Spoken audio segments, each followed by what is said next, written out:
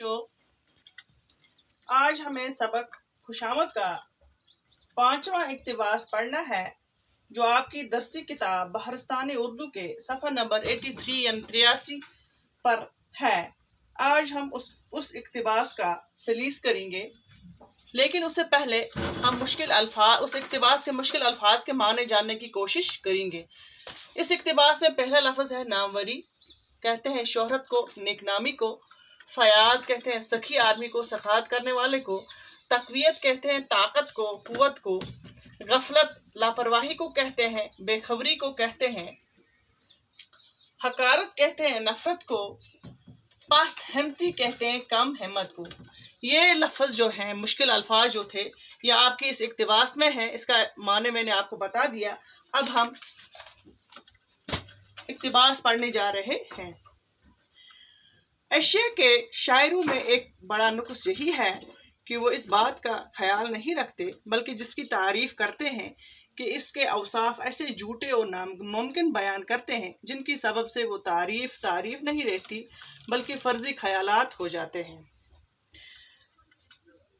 Sir Syed Ahmad Khan कहते हैं कि एशिया के शायरों में एक बड़ा नुक्स है, यानी ऐब है। नुक्स यानी ऐब है, यही है कि वो इस बात का ख्याल नहीं रखते, यानी वो इस चीज़ का ख्याल नहीं रखते, बल्कि जिसकी तारीफ करते हैं, यानी जिसकी वो तारीफ करते हैं, इसके औसाफ यानी इसके वसफ जो होते हैं, जिसके अंदर जो वसफ हैं या औसाफ जो हैं, वसफ की जमा औसाफ, ऐसे झूठे और नामुमकिन बयान करते हैं। यानी ऐसे उसमें ऐसे मुबालगा आराई से काम रहते हैं, झूठ से काम लेते हैं, जिनकी सबब से वो तारीफ नहीं रहती। यानी जो तारीफ वो करना चाहते हैं उसमें इतना मुबालगा होता है, इतना झूठ होता है कि वो तारीफ नहीं रहती बल्कि फर्जी ख्यालात हो जाते हैं। यानी जो कोई ख्यालात हम अपने आप से ही बना लें, फर्जी दिल में बना लें, वही बन जाते हैं। यानी वो झूठी तारीफ जो होती है, वो ख्यालात जो होते हैं, वो फर्जी ख्यालात बन जाते हैं। नामवरी की मिसाल नहायत उम्दा खुशबू की है। नामवरी कहते हैं शोहरत को, जो मैंने आपको अभी बताया, यानी नेकनामी की मिसाल जो है वो क्या है, एक खूबसूरत या अच्छी या खुशबू जो है उम्दा अच्छी खूबसूरत की तरह है। जब होशियारी और सच्चाई से हमारी वाजिब तारीफ होती है, यानी जब अच्छाई से, होशियारी से और सच्चाई से, हक गोई से हमारी वाजिब तारीफ, जो हम में गुण हैं या जो हम में वसफ हैं, उनकी वाजिब तारीफ होती है, तो इसका वैसा ही असर होता है। यानी इसका असर हम पे ऐसा होता है जैसे उम्दा खुशबू का। जैसे हम गुलाब की खुशबू लेते हैं तो हमें अच्छा लगता है उस खुशबू को सूंघना, तो इसी तरह इस वाजिब तारीफ की या इस सच्ची तारीफ की खुशबू भी हमें अच्छी लगती है।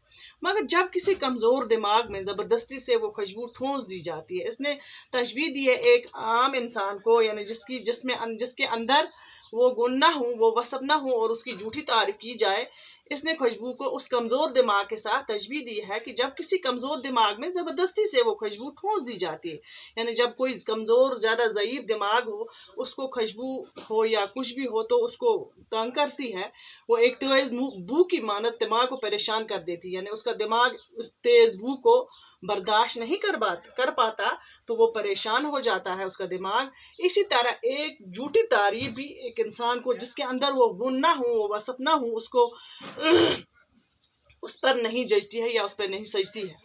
फयाज आदमी को बदनामी और नेकनामी का ज़्यादा ख्याल होता है। जो सखी आदमी होता है उसको बदनामी और नेकनामी का बड़ा ख्याल होता है। यानी नेकनामी किसे कहते हैं, बदनामी किसे कहते हैं, इसका असर उस पर सख्त होता है।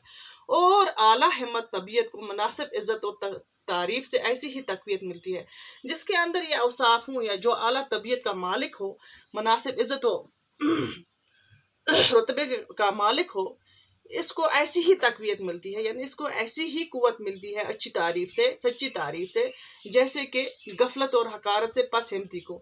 जैसे लापरवाही से, गफलत हुई लापरवाही और हकारत हुई नफरत से, पस हिम्मती यानी पस हिम्मत इंसान हो जाता है लापरवाही से और हकारत से। इसी तरह उसको जिसके अंदर वो वसफ हूँ, उसको तकवीत मिलती है सच्ची और हक गोई पर, यानी हक की तारीफ करनी या सच की तारीफ करनी, जो उसके अंदर हूँ गुण, वो उसकी तारीफ करनी, तो उसको क्या होता है, उसको उससे तकवीत मिलती है। और लापरवाही और हकारत को क्या होती है, पस हिम्मत हो जाता है। जो लोग के अवाम के दर्जे से ऊपर हों, यानी जो लोग रुतबे में ऊंचे हों या दिमाग वाले हों या अच्छी सोच रखने वाले हों, لوگوں پر اس کا زیادہ اثر ہوتا ہے، یعنی ان ہی لوگوں پر یہی جانتے ہیں عزت اور بدنامی کیا چیز ہوتی ہے، یا یہ لوگ یہ بات جانتے ہیں یا ان کا اثر قبول کرتے ہیں۔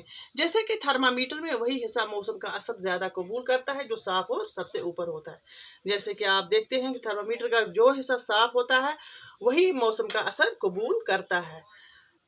اس طرح ہم نے اس پیراگراف کا سلیس کیا۔ امید ہے کہ آپ کو سمجھ آئی ہوگی۔ اللہ حافظ۔